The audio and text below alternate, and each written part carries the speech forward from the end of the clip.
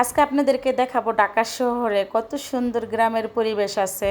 আর আমরা একটা কাজে বেরোছিলাম, অন্য কাজে, তো সেখানে আস্তে আস্তে আমাদের দেরি হয়ে যায়, তো আমরা রেস্টুরেন্টে খাইতে চলে গেছি দুপুরের খাবার। তো চলেন যাই। হাই, আসসালামু আলাইকুম, সবাই কেমন আছেন? আশা করি সবাই ভালো আছেন।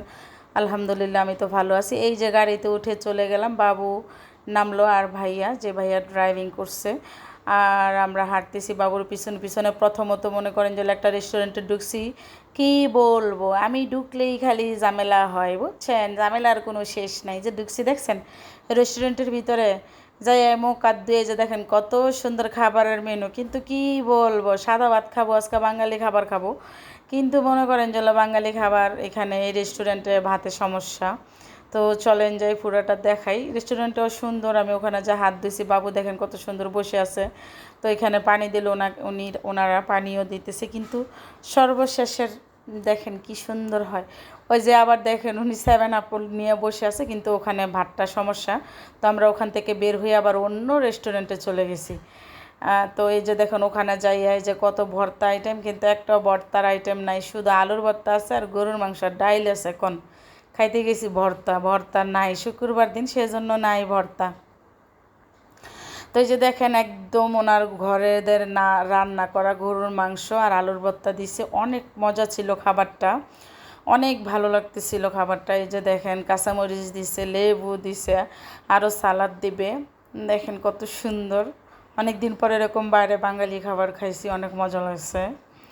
আমরা তো বাঙালিরা হইলাম মাছে ভাতে, বুঝছেন? ভাত না হইলে তো মজা লাগে না, একবেলা ভাত না হইলে আর কিচ্ছু ভাল লাগে না। ভর্তা দিয়ে, আলুর ভর্তা দিয়ে সেই টেস্ট, কি বলবো, এত স্বাদ কেন বলেন তো, এত স্বাদ কেন।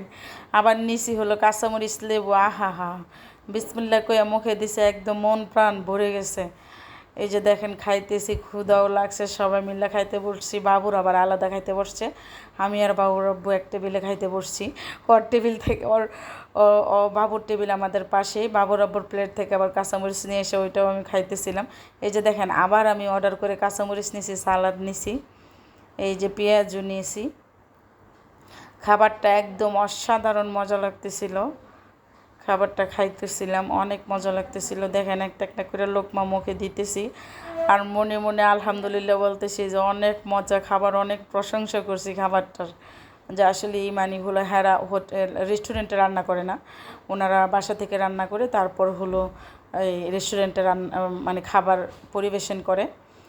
তো এই যে দেখেন অনেক ভালো লাগতেছে, এখানে আরও খাবার দিছে, আরও ভাত দিছে। এই যে, তো আমার খাওয়া শেষ আলহামদুলিল্লাহ, আমি সবগুলো ভাত খাইছি, একদম দেশীয় খাবার, মন ভরে গেছে। বাইরে তো সবসময় রেস্টুরেন্টের চাইনিজ খাই, আজকে একটু বাংলা খাবার খাইলাম, সেই মজা লাগছে খাবারটা, আমি পুরো প্লেট একদম। তো বাবু আবার এগুলা খাবে না, বাবু আবার ফ্রাইড রাইস আর চিকেন খাবে, তো ওর জন্য আবার চিকেন ফ্রাইড চিকেন ফ্রাই আর হলো ফ্রাইড রাইস অর্ডার করছি। এই যে দেখেন ও খাইতেছে, সাথে আমি বলতেছি আমাকে একটু দাও, দেখে বলতেছে তুমি এটা তো লুবি কে, আমি বলে লুবি, তুমি এত লুবি কে, তোমার তো লোল পড়তেছে কে, আমি খাবো তুমি ধরবা না, মানে এরকম মজা করতেছে, আমার সাথে ঝগড়া করতেছে।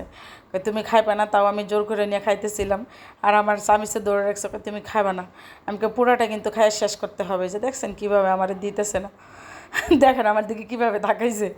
তো এখান থেকে খাওয়া দাওয়া শেষ, আমরা বের হয়ে একদম গ্রামের সাইডে চলে গেছিলাম।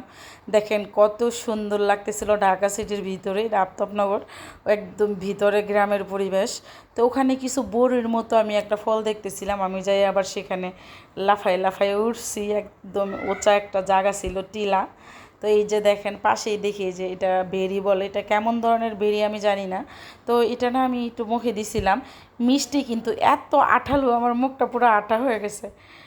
দেখেন কত, মানে অনেক সুন্দর লাগতেছিল পরিবেশটা।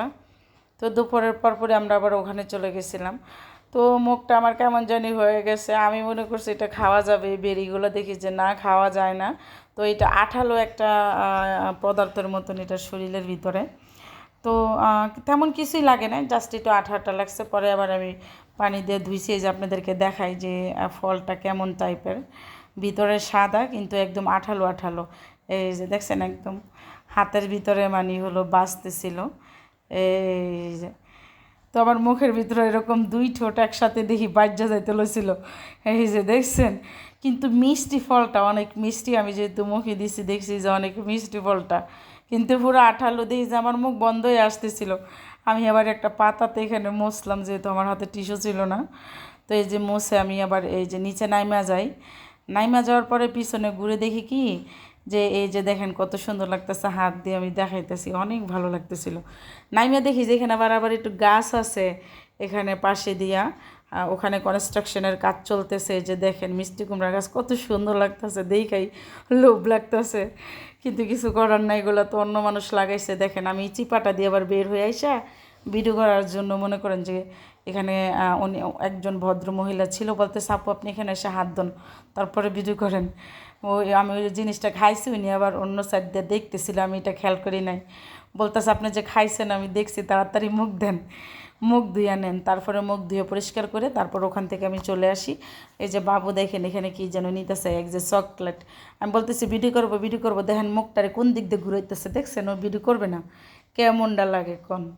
তো আজকের ভিডিওটা এই পর্যন্ত, সব ভালো থাকবেন, আল্লাহ হাফেজ।